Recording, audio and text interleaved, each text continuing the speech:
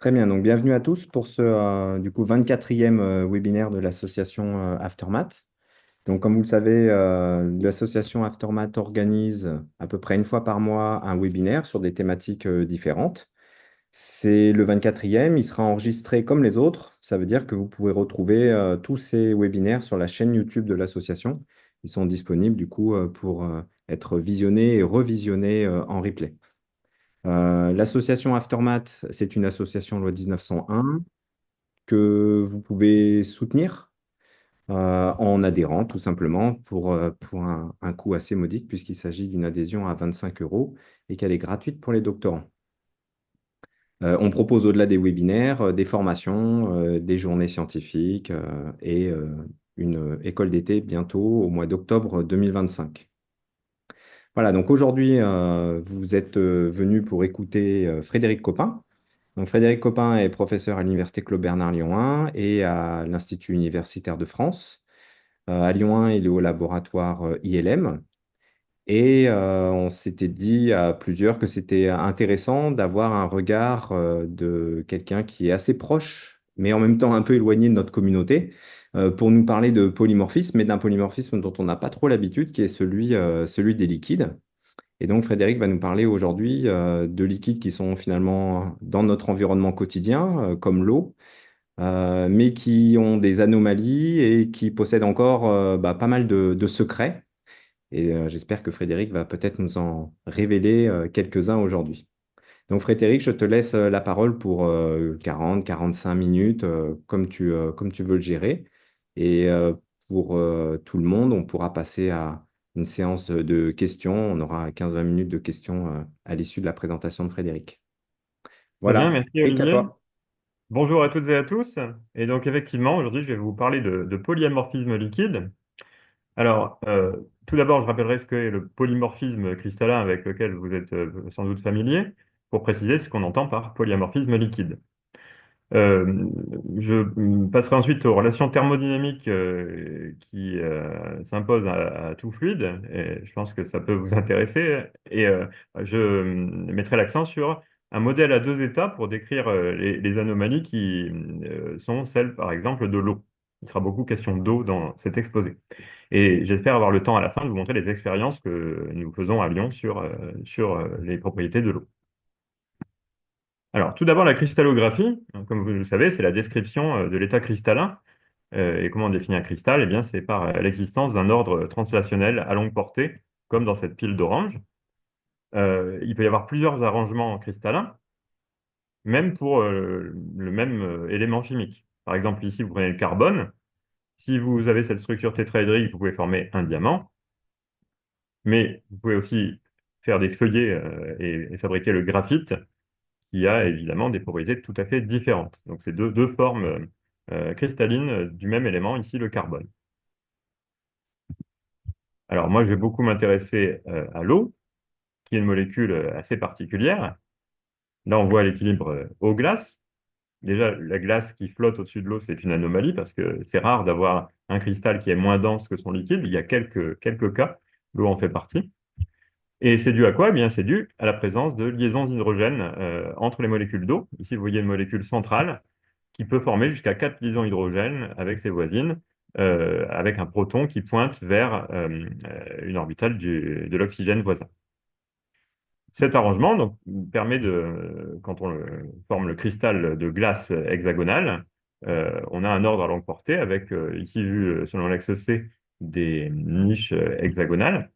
Et c'est cette structure très ouverte qui fait que la densité de la glace est basse et qu'elle peut être plus basse que le liquide correspondant.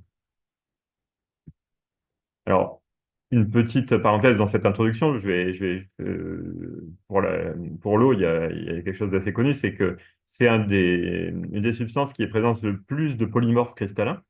Et donc, j'en ai listé quelques-uns. Donc déjà, pour vous dire où on est dans le diagramme pression-température, le domaine de la glace hexagonale, c'est ici, hein, c'est à des pressions ambiantes. Et si on va au fond des océans, on peut monter comme ça à 1000 bars. Euh, mais il faut aller à plus haute pression pour rencontrer les autres phases de la glace. Alors ça peut exister dans la côte terrestre, mais aussi sur des planètes ou des satellites comme les lunes glacées qui sont présentes dans notre système solaire. Et donc, vous voyez, tous ces chiffres romains représentent différents types de glaces. Alors, je ne vais pas entrer dans tous les détails, mais juste pour vous donner une idée, je montre ici plusieurs représentations des symétries cristallines de ces différentes phases. Donc, vous voyez qu'on peut arranger les molécules d'eau toujours en formant ces liaisons hydrogènes, hein. Il y a des règles, les règles de la glace pour fermer les circuits, etc. On peut les arranger de manière très, très variée, ce qui permet d'avoir ce diagramme de phase très riche. Et si on regarde dans tous les détails, on voit que parfois, par exemple, prenez la glace 6, elle est accompagnée de la glace 15. Donc, qu'est-ce que ça veut dire? En plus de cette symétrie cristalline, donc l'arrangement des oxygènes dans leur translation à longue portée, on peut aller voir des différences supplémentaires dans l'organisation des hydrogènes. Et ça fait le siège de ce qu'on appelle une transition ordre-désordre. Donc, en effet, hein, dans un schéma très simplifié là, que je vous propose ici, vous pouvez imaginer d'arranger les molécules d'eau parfaitement alignées comme ceci, avec tous les protons horizontaux là, qui pointent vers la droite, et ça ferait une phase presque ferroélectrique.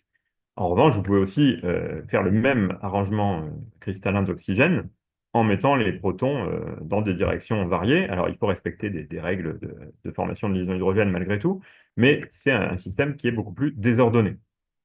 Donc, la différence entre ces deux phases, c'est que ben, l'entropie est bien plus grande dans le système désordonné, évidemment, mais l'énergie est plus basse dans le système ordonné, avec une coopérativité des liaisons hydrogènes.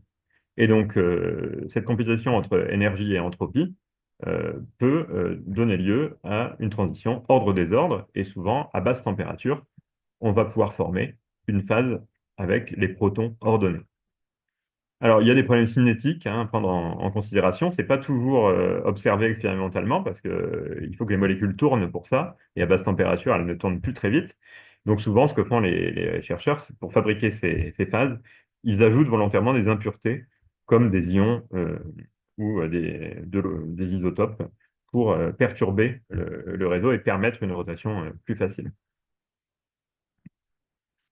Alors, c'est un champ de recherche toujours actif, hein, et là, je montre des articles de 2021 qui ont découvert une nouvelle phase de la glace. C'est la glace 19, selon cette terminologie.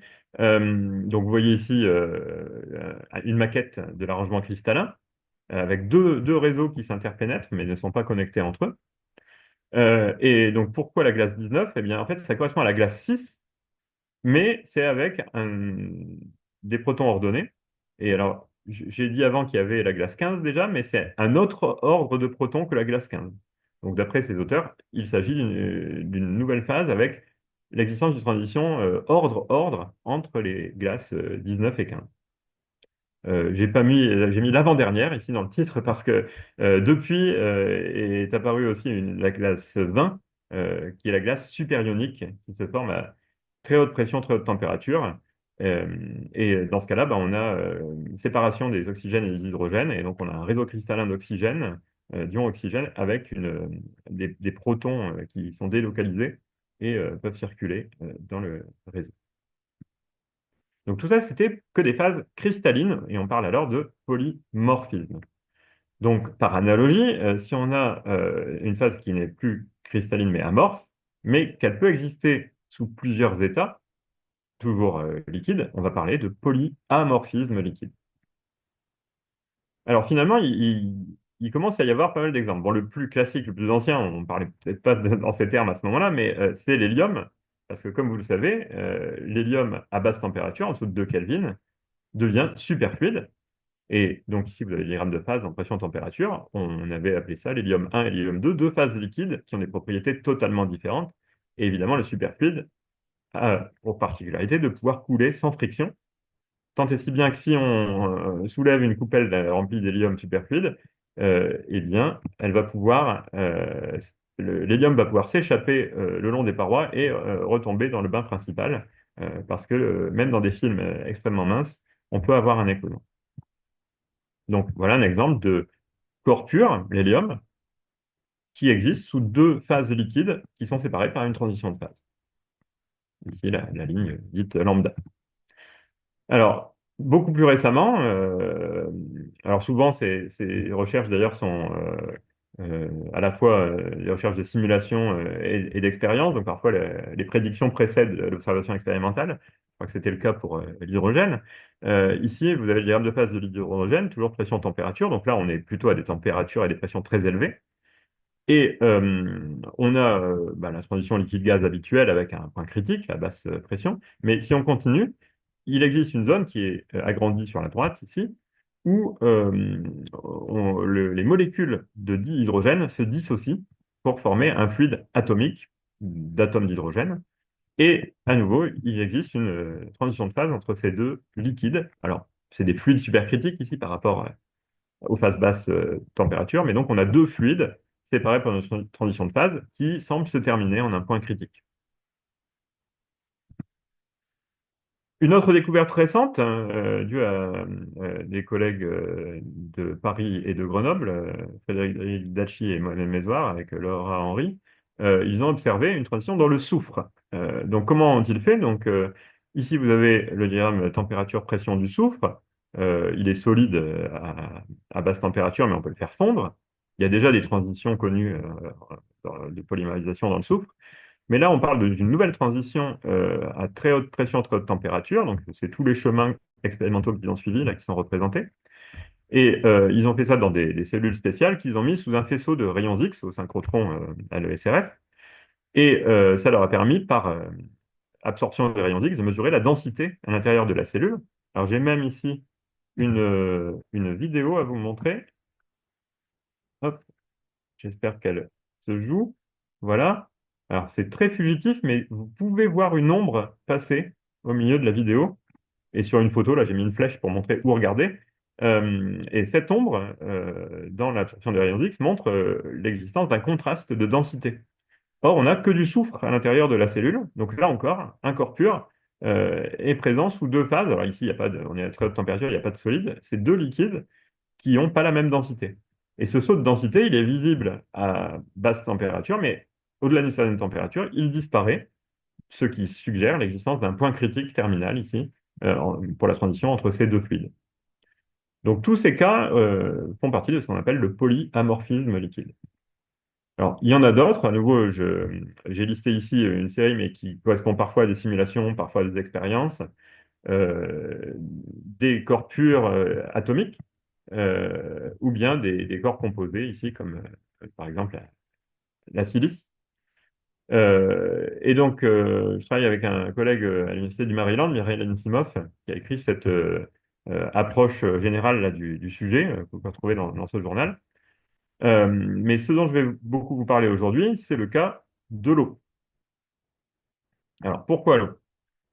Donc, effectivement, comme Olivier l'a signalé, l'eau est connue pour de nombreuses anomalies. Alors, je vais revenir un peu là-dessus. On a déjà parlé de l'équilibre liquide solide avec la glace qui flotte sur l'eau à cause des liaisons hydrogènes. Et quand vous faites fondre cette glace, vous obtenez un système désordonné, l'eau liquide, qui a toujours des liaisons hydrogènes, et ce faisant, elle a toujours des grandes cavités présentes à l'intérieur du liquide. Alors évidemment, les molécules se réarrangent sans arrêt, hein. L'échelle typique, c'est une picoseconde pour le temps de relaxation structurelle. Cependant, ces cavités permettent, enfin, sont responsables de plein d'anomalies de l'eau, la plus connue étant le maximum de densité. Si on chauffe l'eau entre 0 et 4 degrés Celsius, on réarrange le système de liaison hydrogène et il s'effondre un peu plus sur lui-même. Les molécules tombent dans les cavités et la densité augmente. Ce qui est paradoxal, d'habitude, on a l'habitude de dilater les corps quand on les chauffe. Et pour l'eau entre 0 et 4 degrés, c'est l'inverse, l'eau se contracte lors du chauffage. Alors, c'est une des nombreuses anomalies, on peut en citer plein. Donc là, à droite, vous avez ce qui correspond au maximum de densité. Ici, c'est le coefficient de dilatation qui est représenté, donc il change de signe à 4 degrés, à pression ambiante, alors que pour un liquide typique, il va être toujours positif. Mais on a aussi l'existence de minima dans la compressibilité isotherme à gauche et la capacité calorifique isobare au milieu. Alors que pour un liquide classique, on aura des comportements tout à fait monotones croissants. Alors, une question qui est posée depuis plusieurs décennies, c'est que se passe-t-il dans ce cas-là à plus basse température? Parce que vous voyez qu'il y a ces remontées étonnantes de certaines propriétés quand on refroidit, et on peut se demander ce qui va se passer si on peut continuer à refroidir. En particulier si on prépare le liquide dans un état surfondu, donc c'est de l'eau liquide à pression ambiante en dessous de 0 degré. C'est la glace qui devrait être stable, mais on peut garder le liquide dans un état métastable et faire des mesures dessus. Alors, je vais venir à des relations thermodynamiques qui, j'espère, pourraient vous intéresser. Et donc, je vais d'abord présenter ce que j'appelle un théorème, hein. C'est des relations thermodynamiques nécessaires. Et donc, l'eau, j'ai parlé du maximum de densité. On peut suivre cette ligne dans le plan pression-température. Elle présente une pente dP/dt négative. Eh bien, dans ce cas, il a été montré que la une conséquence nécessaire de cette existence d'une ligne de maximum densité à pente négative, c'est l'existence d'une ligne de minima de compressibilité isotherme. Donc, c'est dû à Sastry et ses collègues en 96. Et puis, nous, on a contribué aussi au problème en montrant l'existence nécessaire d'une ligne de maxima de vitesse du son, euh, qui est aussi une conséquence de cette propriété initiale. Alors, je vais vous proposer la démonstration. Pour ça, j'ai besoin d'introduire le concept de spinodal. Donc, j'imagine que beaucoup d'entre vous sont familiers avec ce concept, mais je vais quand même faire un résumé. Si vous prenez un fluide habituel avec une transition liquide-vapeur dans le plan température-densité, vous allez avoir une courbe d'équilibre qu'on appelle la binodale, et le liquide est stable à droite, la vapeur à gauche, et au milieu, normalement, on ne doit pas observer ces phases. Alors, c'est plus subtil que ça. Il y a une zone complètement interdite où les deux fluides sont instables. Mais il y a une zone grise, un peu, là, ben, elle est verte en l'occurrence, où les fluides sont métastables. On peut les observer pendant un temps fini. Et on peut faire des mesures dessus. Donc, la frontière qui démarque la zone métastable de la zone instable s'appelle la spinodale. Il y en a une de chaque côté et elle se rencontre au point critique. Si on fait une coupe à température constante et qu'on trace la pression, on obtient la fameuse boucle de Van der Waals. Et donc, par exemple, si on trace l'équation de Van der Waals, on va voir cette forme. On sait que la partie où P augmente quand le volume augmente est instable.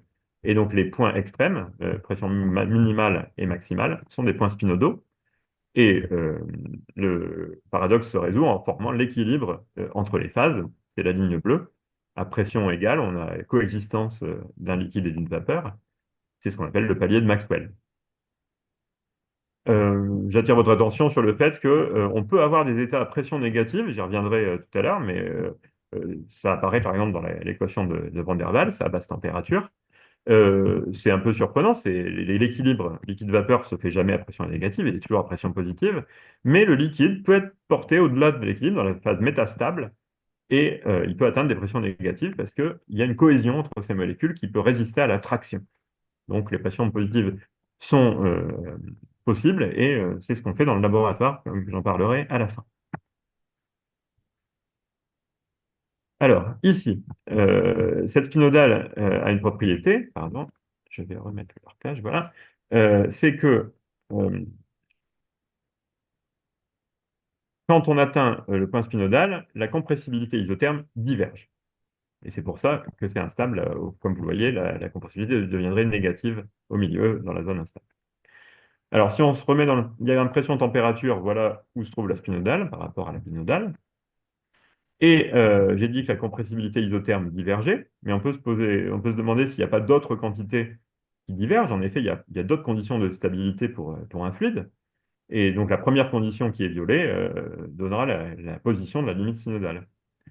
Eh bien, il y a un autre théorème, je ne vais pas entrer dans les détails, ça se montre avec les transformations de Legendre, qui fête ses 50 ans là, cette année, qui dit que les premières quantités à diverger sont les compressibilités isothermes et la capacité euh, calorifique isobare, alors que d'autres quantités ne divergent pas encore quand les premières divergent. Alors, je reviens au cas de l'eau. Ce qu'ont montré Sastry et ses collègues dans cet article, c'est cette relation thermodynamique. Alors, je vous invite à aller voir l'article si vous voulez la démonstration, mais elle nous dit que la dérivée en température de la compressibilité isotherme le long de la ligne de maximum de densité a cette expression. Alors, comme on a un maximum de densité, le volume ici atteint son minimum, et donc la courbure est positive.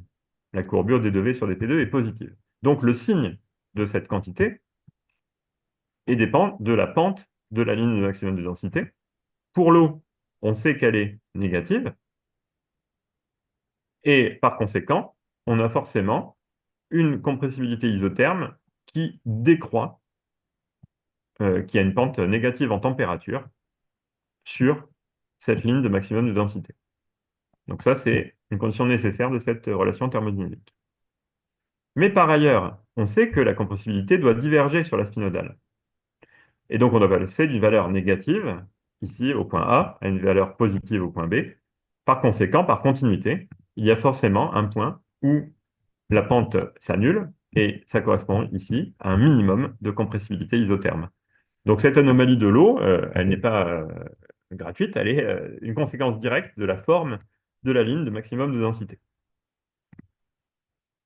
Et elle se produit à 46 degrés dans le cas de l'eau, H2O, alors que son maximum de densité est à 4 degrés. Alors, il existe une autre anomalie connue, c'est la vitesse du son. Alors ici, c'est le long de l'équilibre liquide-vapeur. Elle passe par un maximum autour de 70 degrés. Et est-ce qu'on a aussi une relation de cause à effet entre le maximum de densité et ce maximum de vitesse du son? Eh bien oui. Donc on a complété les relations établies par Sastry et ses collègues. Voilà la liste ici qui est représentée. Euh, en particulier, on a fait la connexion avec la compressibilité adiabatique, qui est celle qui intervient dans le calcul de la vitesse du son. Donc on peut reprendre le raisonnement. D'après la pente de la ligne de maximum de densité, d'après ces relations, la vitesse du son doit croître avec la température quand on croise cette ligne de maximum de densité. Cependant, comme j'ai dit tout à l'heure, on ne peut pas utiliser la divergence de la compressibilité adiabatique, c'est-à-dire l'annulation de la vitesse du son, sur la spinodale, ce n'est pas vrai. Donc on ne peut pas tirer de conclusion par le même moyen que tout à l'heure. Alors, on peut s'en sortir en regardant ce qui se passe au niveau du point critique, parce qu'on sait qu'il appartient à la classe d'inertialité du modèle d'Ising en 3D, et sachant les propriétés de ce modèle, on peut prouver que la pente d'essai sur des TAP est négative en ce point. Et donc, par conséquent, quelque part au milieu, il y aura un point où la pente s'annule. Il y aura donc un maximum de vitesse du son. J'en termine avec toutes ces relations thermodynamiques. Ici, j'ai tracé toute une série de lignes d'anomalies.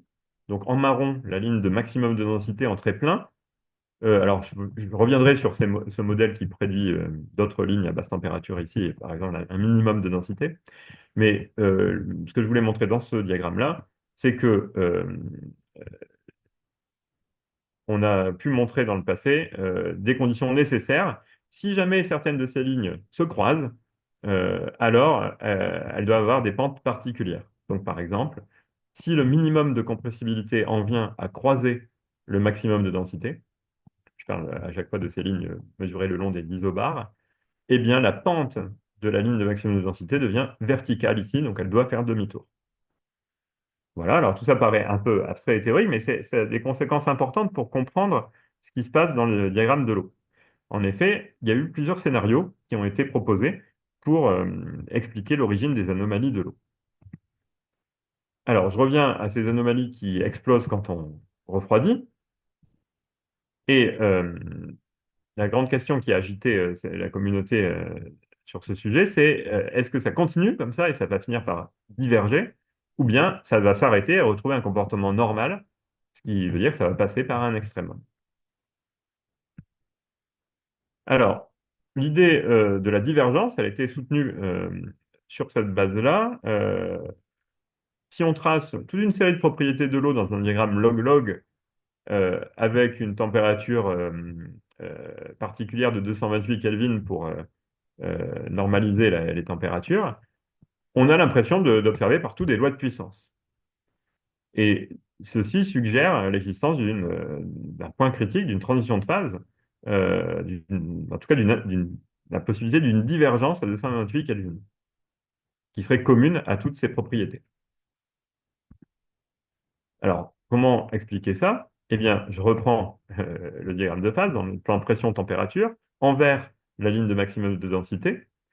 Donc, à nouveau, une relation qu'on peut prouver, c'est que si cette ligne rencontre la spinodale ici en rouge, alors la spinodale doit changer de pente. Elle doit devenir une courbe décroissante ici en fonction de la température, ce qui lui permettrait de remonter à pression positive et de créer peut-être une source d'instabilité pour le liquide. Donc c'était ça l'idée de Robin Speedy en 82. Euh, Ces divergences apparentes là, pourraient être liées à l'approche d'une instabilité du type d'une spinodale, mais cette fois à pression positive dans le liquide surfondu.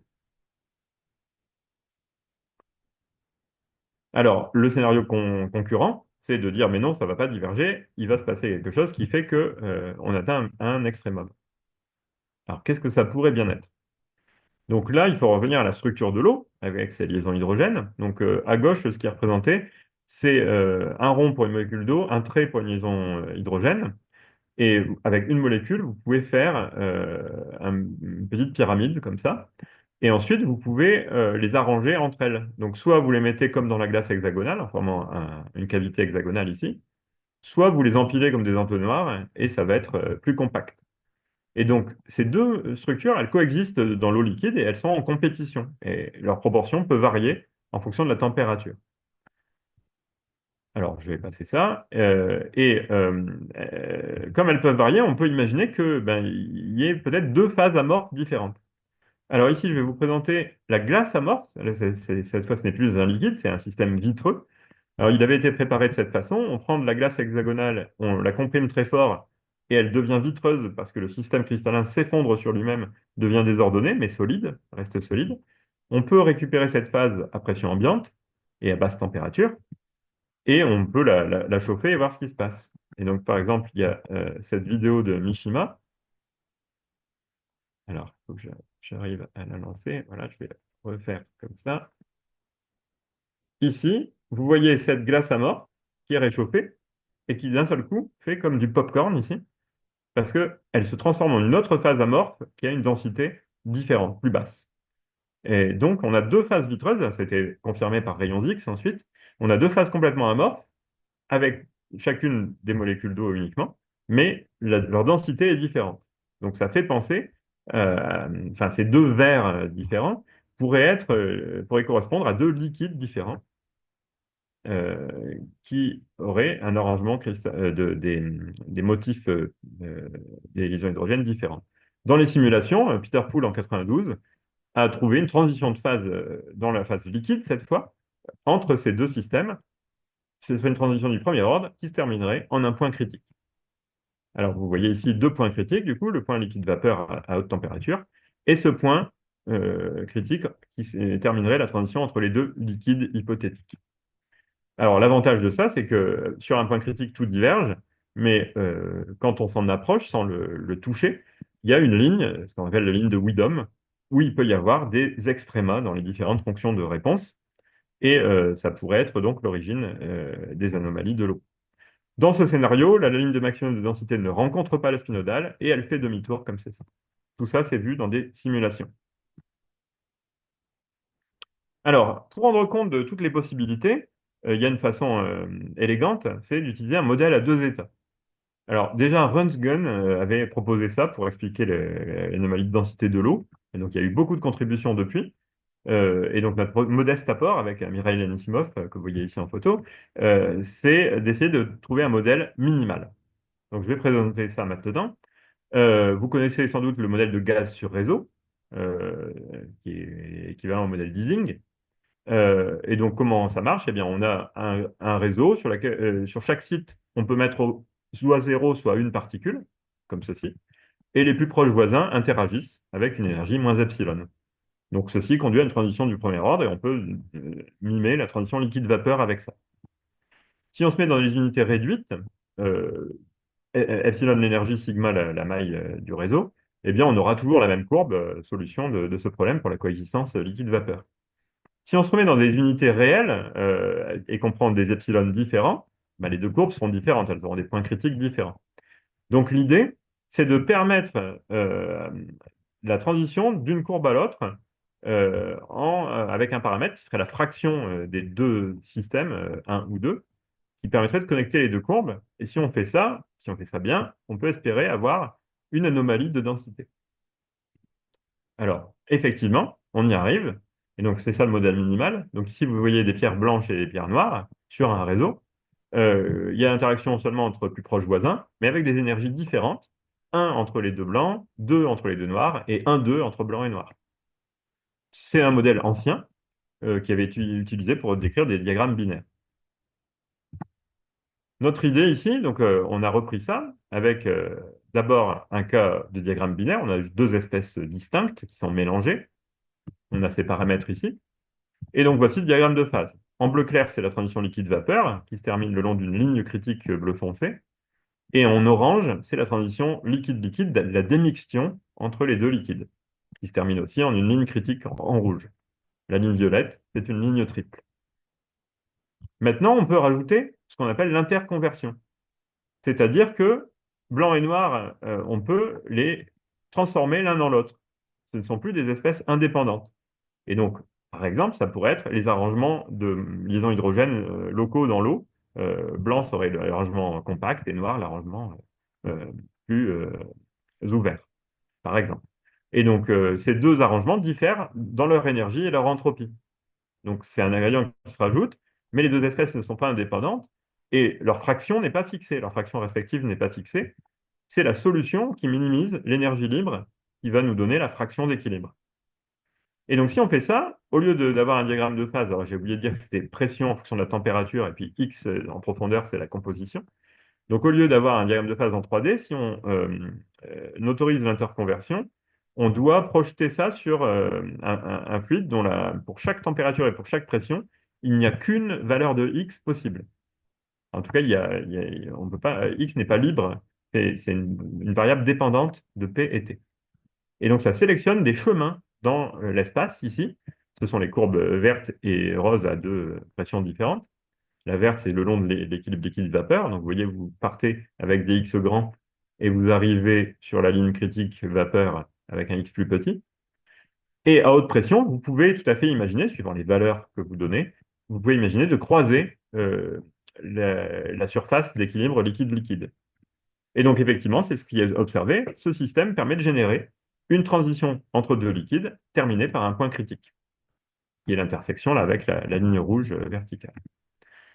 Et donc, si on fait ça, je vais passer. Voilà, ce qui est intéressant, c'est que dans le diagramme densité-température, l'équilibre liquide-vapeur montre une anomalie de densité ici, vous voyez, avec un maximum de densité comme on observe dans l'eau réelle. Alors, la question, c'est est-ce que ce qui se passe dans l'eau à basse température, c'est ça? Personne ne le sait vraiment. Là, on n'avait jamais observé directement un minimum de densité, mais ce modèle permet de le prédire. Alors, ça dépend des paramètres, comme je disais. Vous voyez ici, le oméga 2, ça correspond à l'énergie d'interaction entre blanc et noir. Et quand on change sa valeur, le diagramme de phase évolue. Donc, je vais aller vite, je vais vous montrer les différents cas. Ici, il n'y a pas de point critique, liquide-liquide. Il n'y a pas de transition liquide-liquide. On a un seul liquide. Mais si on baisse oméga 1, 2, il apparaît une transition liquide-liquide à haute pression. Et si on continue à baisser, sa pression diminue, la pression du point critique diminue. Et vous voyez que l'anomalie de densité devient plus prononcée. On peut même aller jusqu'à créer un point triple entre deux liquides et une vapeur. Alors si on fait une coupe isobare, on va observer plusieurs anomalies. Donc là, c'est la densité le long de cette isobare, vous voyez, avec le minimum et le maximum. C'est de plus en plus prononcé au fur et à mesure qu'on change le paramètre oméga. Là, on passe tout près du point critique, donc vous avez une pente quasi verticale. Et au point triple, vous avez un saut discontinu. Pareil pour la compressibilité, kappa T. Quand on s'approche du point critique, elle devient très grande. Et vous voyez le minimum de compressibilité aussi, comme on l'observe dans l'eau. Alors voilà, c'est ce modèle qui m'avait permis de tracer les lignes que j'ai montrées tout à l'heure, et évidemment, elles satisfont aux critères thermodynamiques avec les intersections euh, qui obéissent aux règles euh, présentées auparavant. Donc, si je résume, avec ce petit modèle très simple, hein, il y a juste comme ingrédient finalement euh, l'énergie de non-idéalité entre un et 2, on peut reproduire tous les scénarios.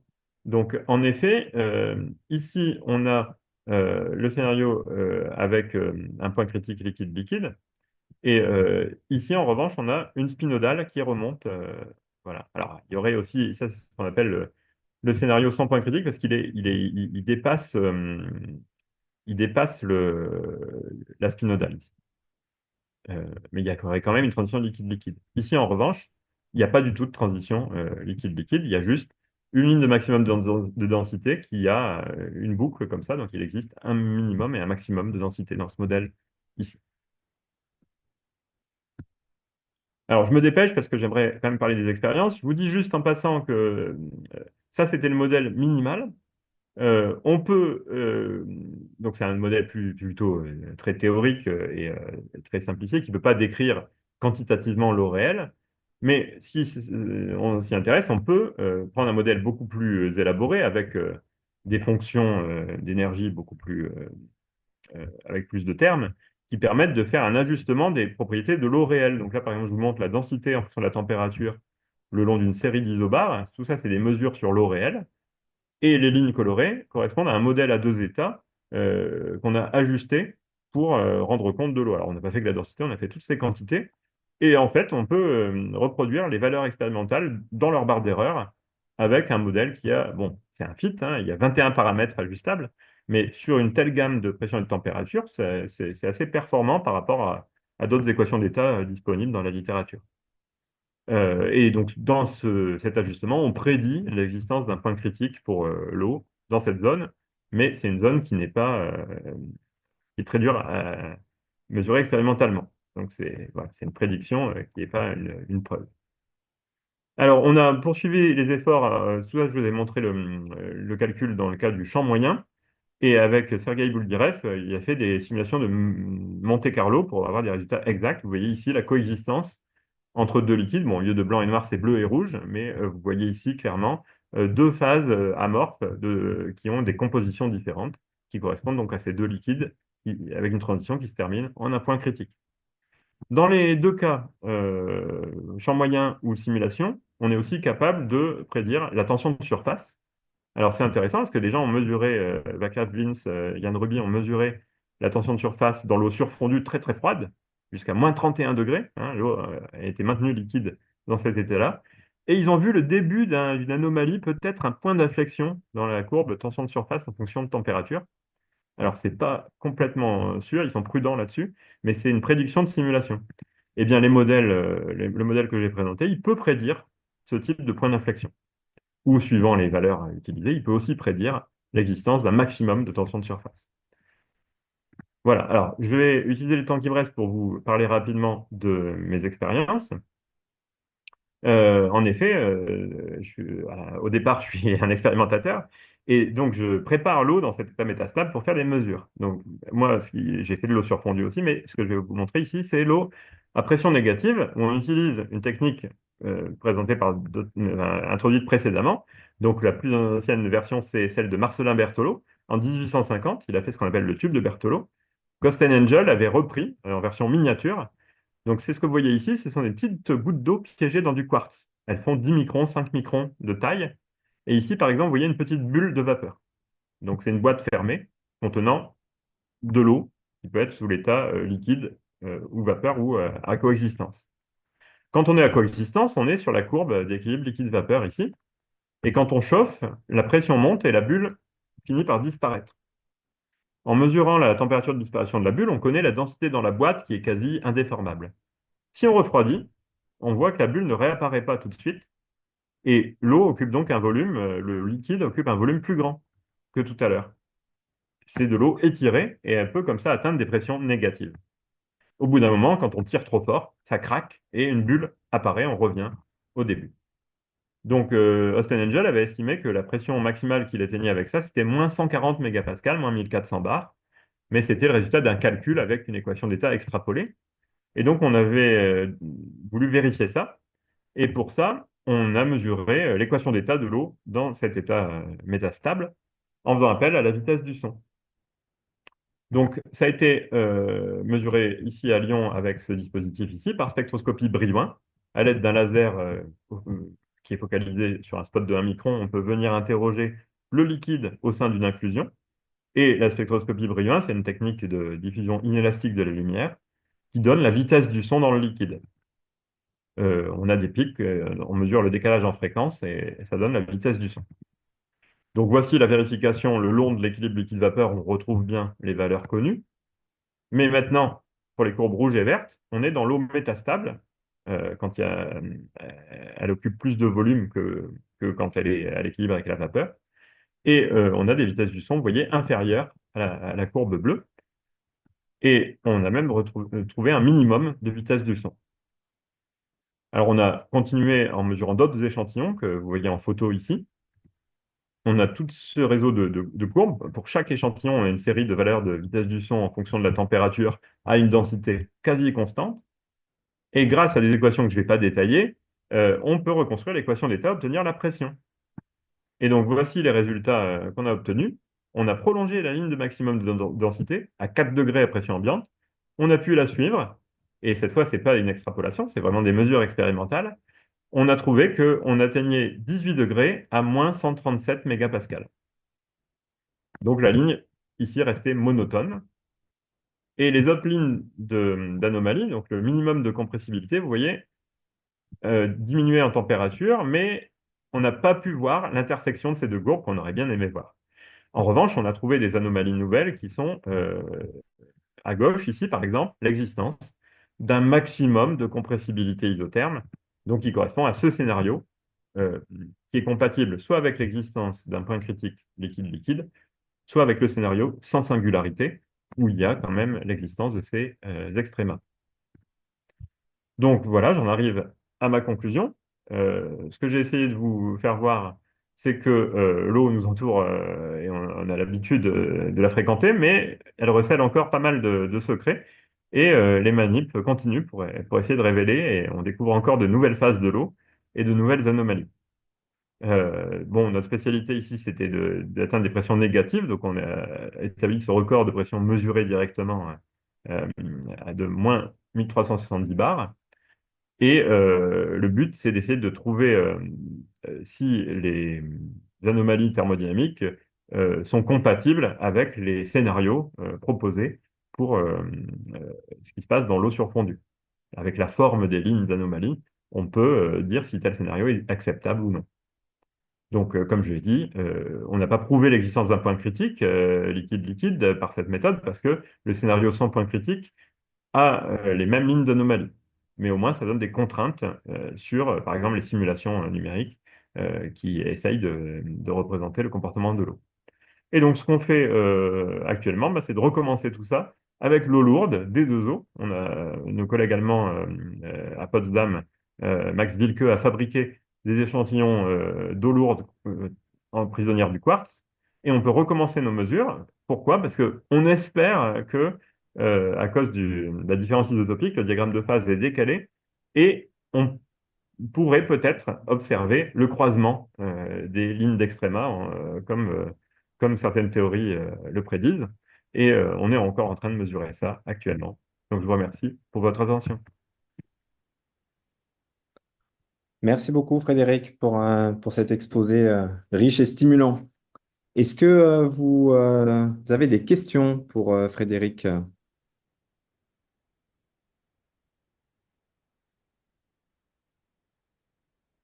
Alors, si vous avez des questions, je propose de prendre directement la parole, comme on est plus très nombreux là. Si Oui, quelqu'un... Olivier, c'est Ouais, Pierre. Pierre. Vas-y, Pierre. J'ai peut-être une question. Euh, Merci pour l'exposé, hein, très, très intéressant.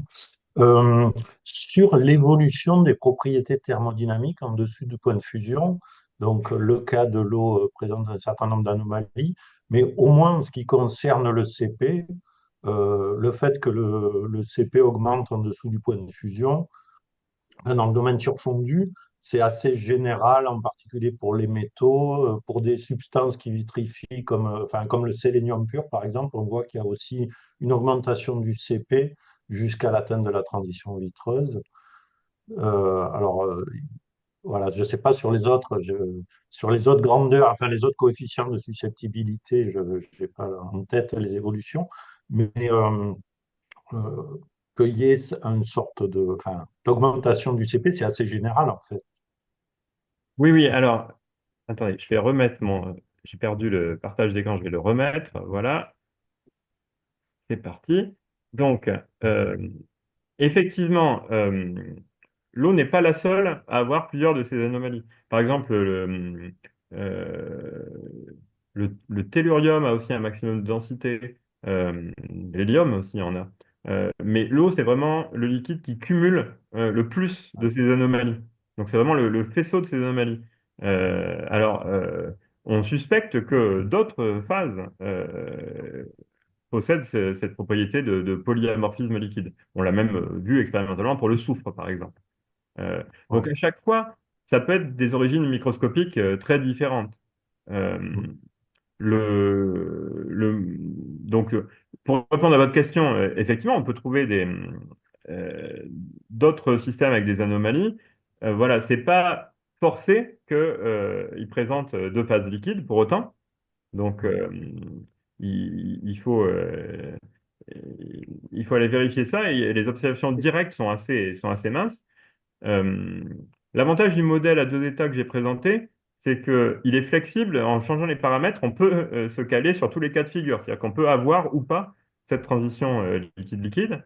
Euh, et il faut le prendre pour ce qu'il est. C'est-à-dire que ça peut être un modèle purement phénoménologique. Dans l'hélium, évidemment, c'est pas un équilibre comme ça entre deux états qui se passe. Il y a vraiment une transition quantique.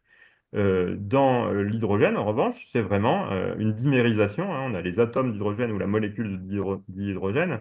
Donc, on peut étudier cet effet de transformation comme ça entre deux espèces. Alors pour le CP, oui. Ben pour l'eau, c'est une longue histoire. C'est Rowland, à la enfin, au début du XXe siècle, je crois qu'il a trouvé le minimum de capacité calorifique. Il apparaît pas dans le domaine surfondu, hein. Le minimum, il est à température ambiante, hein, vers 308 Kelvin. Et c'est un minimum très léger, en fait. Donc c'était des expériences extrêmement sophistiquées pour réussir à le détecter. Voilà. Ok. Ouais, c'est vrai que bah, le cas du soufre où la transition se produit dans le domaine stable, finalement, dans le domaine du liquide stable au-dessus du point de fusion, c'est plus, j'imagine, c'est un peu plus facile que quand ça se produit en dessous du point de fusion, où on peut avoir soit la cristallisation, soit la vitrification qui empêche de l'observer. Alors, tout à fait. Donc, c'est pour ça que j'ai présenté d'ailleurs. Ce que j'ai omis de présenter, je vais le mentionner quand même pour être complet. L'équipe d'Anders Nilsson en Suède a fait beaucoup d'expériences sur l'eau surfondue, des expériences ultra rapides en général, et ils ont présenté l'observation d'une transition liquide-liquide. Mais alors, c'est compliqué parce que il faut partir de la glace amorphe, la chauffer très vite pour qu'elle devienne liquide avant qu'elle cristallise. Et c'est là qu'ils ont Ah, observé un saut. Et donc, effectivement, on peut toujours se demander s'il n'y a pas, de manière concurrente, le début d'une cristallisation avec l'apparition de nanocristaux très durs à détecter. Donc, c'est des manips voilà, qui sont très rapides, et qui pourraient être hors équilibre. L'avantage du soufre, c'est ça son grand intérêt ici, c'est que ça se produit, comme vous l'avez mentionné, complètement dans la zone où le liquide est stable. Donc on a le temps de faire les expériences et on peut imaginer d'aller caractériser tout ça de manière très fine. Pour le soufre, en revanche, qui est pas, enfin, j'ai moins suivi l'actualité récente, mais il y a des débats sur la nature de cette transition, parce que on a déjà de la polymérisation. Le soufre à basse température peut exister sous forme de polymère S8 ou bien donc avec huit soufres qui font une chaîne, enfin qui font un anneau ou bien des longues chaînes. Ça n'a pas du tout la même viscosité, hein, ces deux soufres. Et donc, qu'est-ce qui se passe là? Quelle serait la nature de la transition? Ce serait peut-être encore d'autres façons d'arranger les chaînes polymères. Voilà, je crois qu'il y a des simulations en cours pour essayer de comprendre mieux ça. Mais l'avantage, effectivement, c'est que ça se produit dans une zone où le liquide est stable, contrairement à l'eau où il faut faire des acrobaties expérimentales pour réussir à faire des mesures avant que la vapeur ou la glace apparaissent. Je ne sais pas si je peux poser encore, je ne veux pas monopoliser les questions, Olivier, mais Il y je a vous laisse Refat. poser d'autres questions. Est-ce qu'on peut passer juste à Refat? Ouais, ouais, bien sûr. Et puis après, on reviendra sur ta question, Pierre. Oui, merci pour la présentation. J'avais juste une question sur le brouillard. En fait, je sais que c'est sensible à la compression ou bien et à la température à la fois. Comment vous arrivez à distinguer en fait la sensibilité en température et à la compression, sachant que vous travaillez je veux dire, avec les deux facteurs, quoi. Oui, oui, oui, bien sûr. Alors, je suis allé très vite parce qu'il ne restait plus beaucoup de temps, mais je vais revenir ici sur le... Est-ce qu'il n'y a pas un changement d'indice en fait en appliquant Oui, oui, exactement. Donc, je vais repartager mon écran. Hop, voilà. Donc, effectivement, ce qu'on mesure, l'observateur expérimental, techniquement, on se met avec ce microscope en rétrodiffusion Hmm. et on mesure le spectre de la lumière rétrodiffusée. Euh, la référence zéro, c'est l'excitatrice, le laser, ici, un laser à 532 nanomètres, et on mesure des pics Stokes et anti-Stokes là, de chaque côté. Donc, on mesure le décalage de fréquence. Oui. Donc, c'est vraiment cette fréquence qui est mesurée. Elle est proportionnelle techniquement au produit de l'indice de réfraction par la vitesse du son. Donc effectivement, pour réussir à obtenir notre quantité d'intérêt qui est la vitesse du son, il faut connaître l'indice. Donc ce qu'on fait, je vous ai rappelé le chemin suivi. Quand on chauffe l'inclusion, on obtient à un moment la température de disparition de la bulle. D'ailleurs, si on continue à chauffer, on va monter en pression le long de l'isocore. Hmm. On peut aussi le suivre en brillant. Là, c'est dans l'eau stable, donc l'équation d'état est connue, son indice optique et sa vitesse du son sont connus. Donc, on peut vérifier exactement à quelle densité on se trouve. Alors, si on fait l'hypothèse d'une densité constante, ensuite, quand on refroidit, on utilise la relation de Clausius-Mossotti pour calculer l'indice à partir de la densité. Hmm. Alors, on ne s'arrête pas là parce qu'en fait, comme les pressions sont très négatives, moins 1370 bars, même le quartz n'est pas complètement rigide à ces pressions-là. Donc, on tient compte de l'élasticité du quartz et de la dilatation thermique du quartz. Donc, on fait une correction pour corriger la densité, ce n'est pas une vraie isocore, et on recalcule l'indice de réfraction, toujours avec Clausius-Mossotti. Donc, une fois qu'on a fait ça, on divise la fréquence brillouin par l'indice, on obtient la vitesse du son, et ensuite, on intègre les équations thermodynamiques pour obtenir la pression. Donc, effectivement, il y a une hypothèse à faire sur l'indice, mais du côté des pressions positives, Clausius-Mossotti est très bien vérifié sur plusieurs milliers de bars. Donc, on suppose que c'est pareil quand on va en tension. On a du temps pour une toute dernière question, Pierre. Oui, merci, Olivier. Euh, j'ai vu au moins tracer schématiquement des diagrammes de phase où il y avait non pas deux liquides, mais peut-être éventuellement plus de deux liquides. Et donc, s'il y a des liquides, donc on va vers des liquides, mettons, de plus forte densité. Et quel lien finalement ce liquide dense s'entretient avec le verre idéal ou l'existence du verre idéal? Euh, Oui, alors on pourrait en parler de longtemps. Je vais essayer d'être bref. Donc déjà, je vais remontrer ouais, le transparent avec la transition entre les deux glaces amorphes. Donc je crois que, attendez, si je partage comme ça,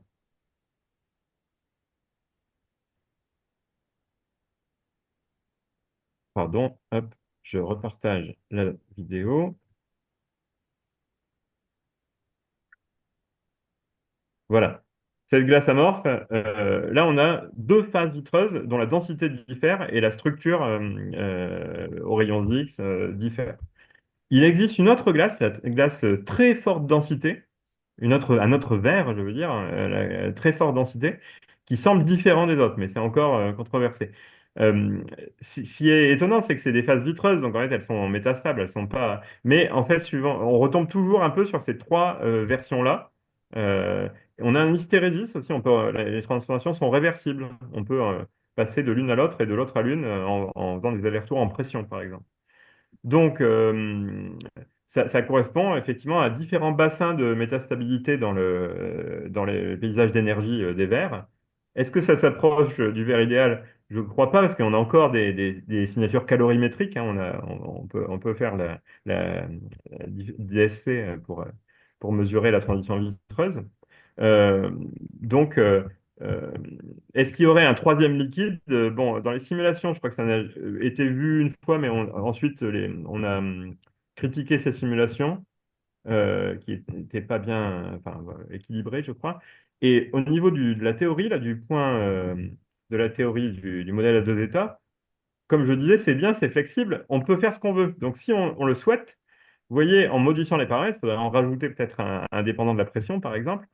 La ligne pourrait croiser la surface orange et la courbe rouge en plusieurs points. Donc, dans ce modèle à deux états, si on le souhaite, on peut créer effectivement autant de phases liquides qu'on veut. Donc, je me mouille pas, si j'ose dire.